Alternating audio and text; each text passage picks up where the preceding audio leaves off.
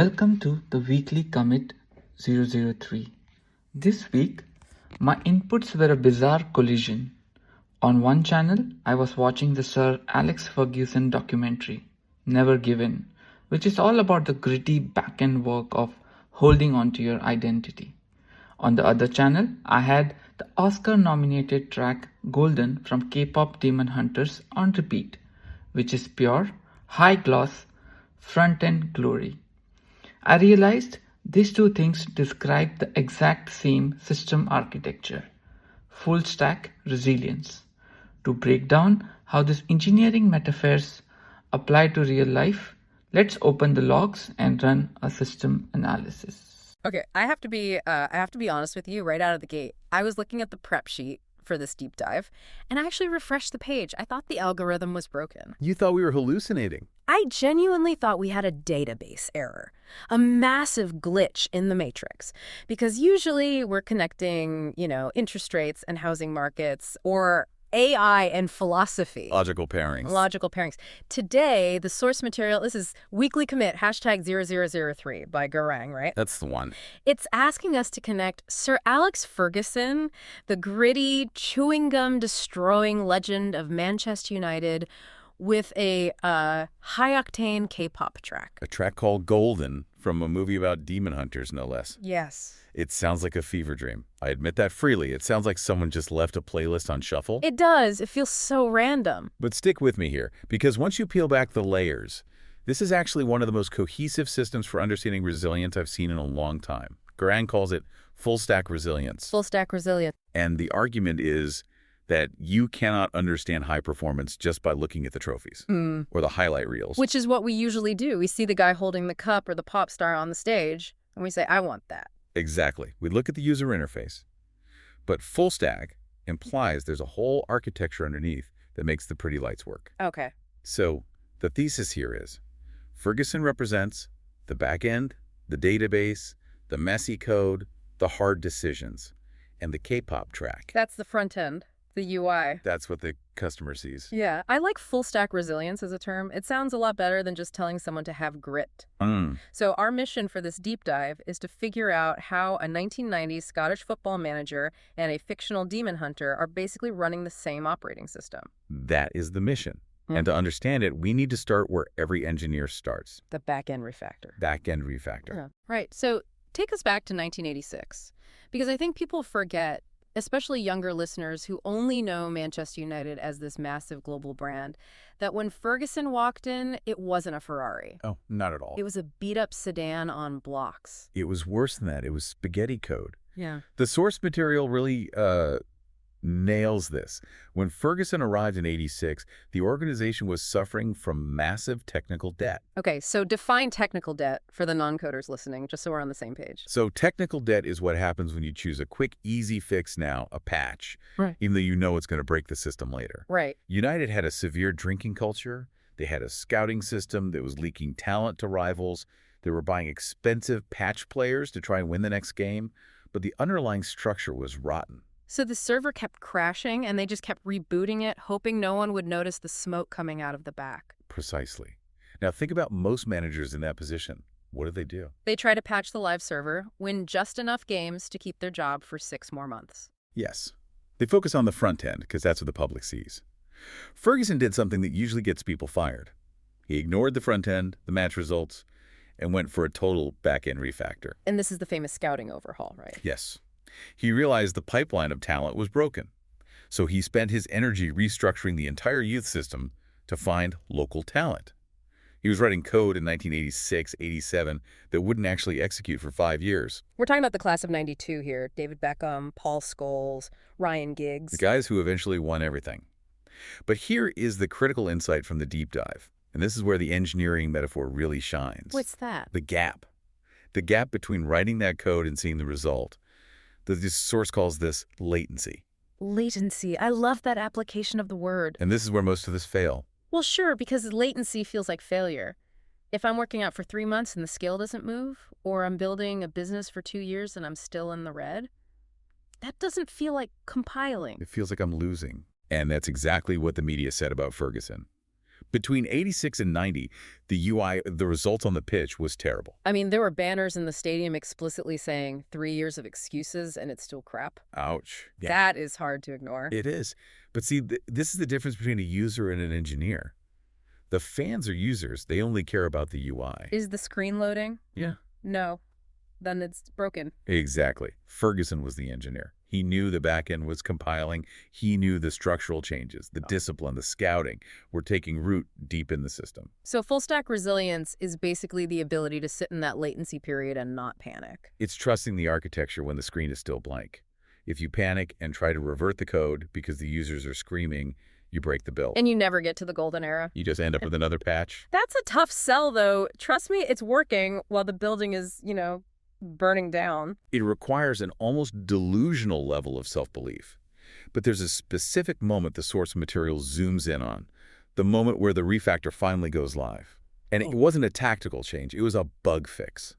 A really painful one. The Jim Leighton bug fix. Yes, this is the pivot point. I remember reading about this 1990 FA Cup final. This is the do or die moment. If he loses this, the board probably fires him. The latency period is over. They need a product, correct. And in the first game, it was a draw. His goalkeeper was Jim Leighton. Right. Now, context is key here. Leighton wasn't just an employee. He was Ferguson's guy.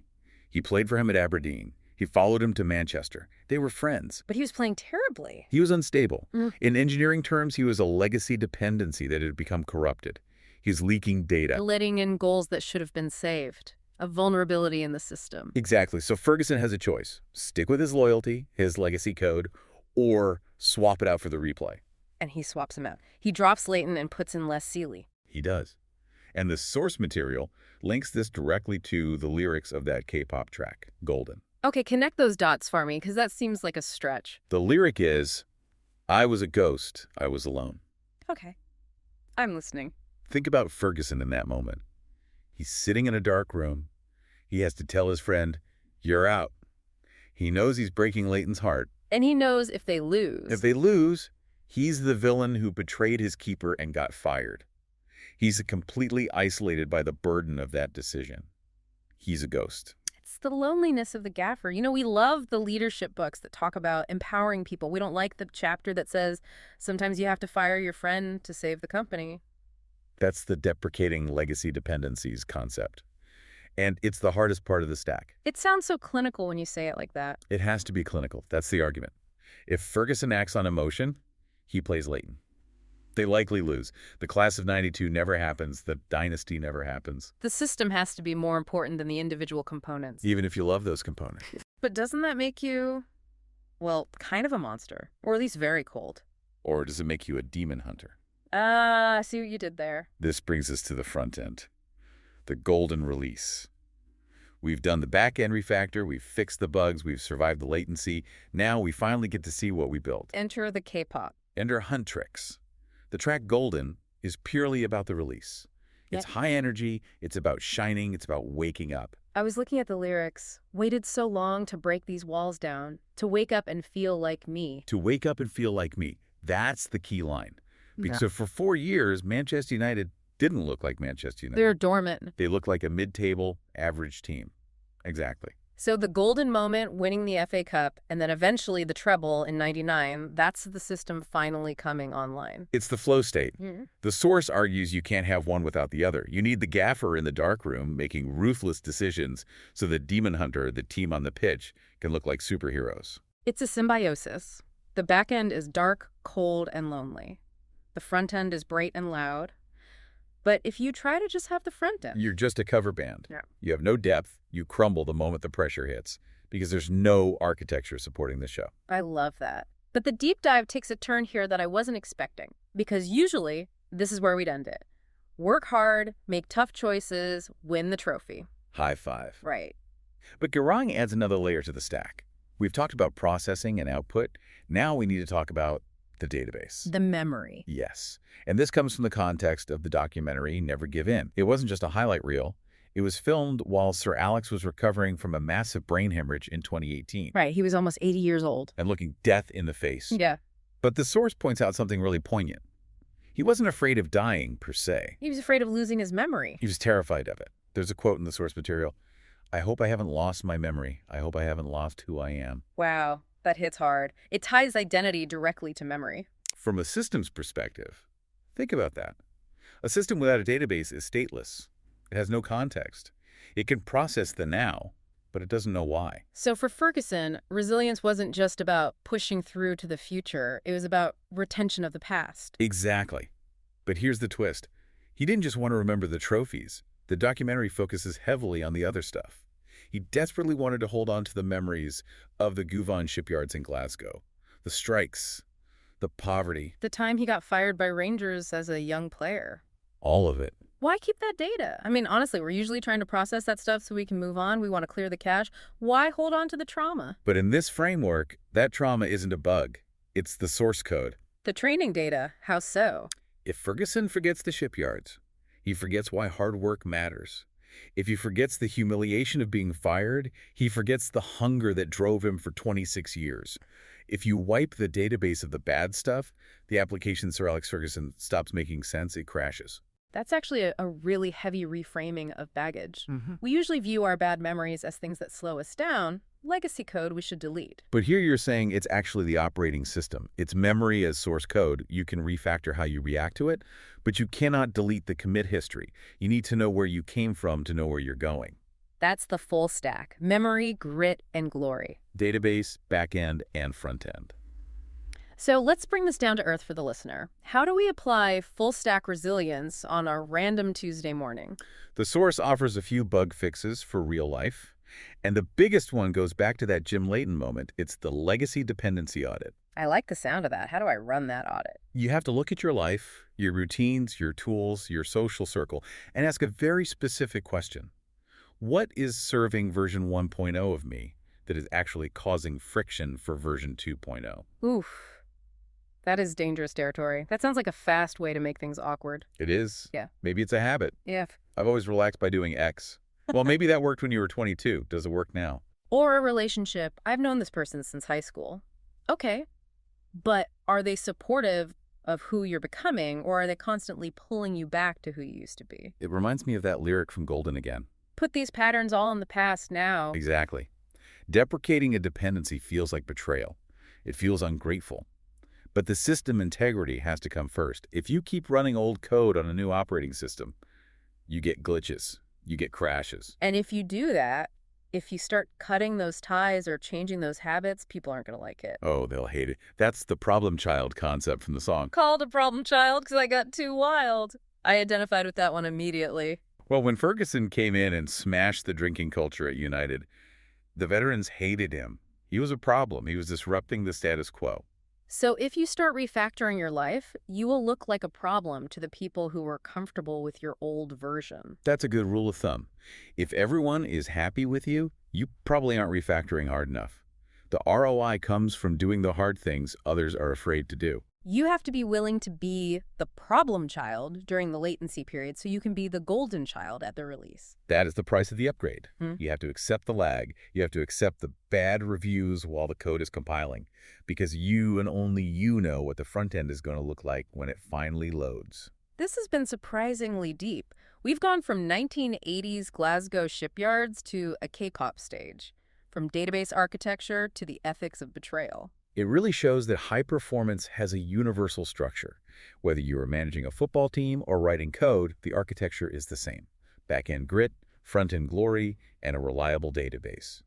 So to summarize for our listeners, to be fully engineered, you can't just want the shiny outcome. You need the patience for the back-end refactor. You need to understand that latency is not failure. It's just compiling. And you need the courage to fix the bugs, even when those bugs are people you care about. And honor your memory. Don't sanitize your history. The hard times are the features, not the bugs. They're what make the system resilient. Absolutely. Now, before we sign off, we usually leave the listener with a specific challenge. What's the commit for this week? I want to go back to that legacy dependency question. It's easy to understand intellectually, but hard to do. So my question to you is this. Identify one loyal friend in your routine. Not necessarily a person, right? Right. It could be a person, but it could be a mindset, a comfort food, a way of working. What is the one thing you are holding on to out of loyalty to your past that is actually leaking data from your future? What's the one thing you need to deprecate today to finally ship the next version of yourself? That's the question. That is a scary question. But if Sir Alex could drop his goalkeeper before a cup final, maybe we can drop that bad habit. It's the only way to get to the golden state. There you have it. Yeah. Trust the refactor, survive the latency, and find your own golden state. Thanks for diving in with us. We'll catch you on the next commit. Compiling. So the system architecture is clear. You don't get the golden release without the ghost commits. The lyrics reminds us to put these patterns all in the past now. Identify the one legacy habit or dependency that is crashing your performance and deprecate it. Don't worry about the front end right now. Focus on the back end and the result will follow. This is engineered by Gaurang. Keep building. See you next week.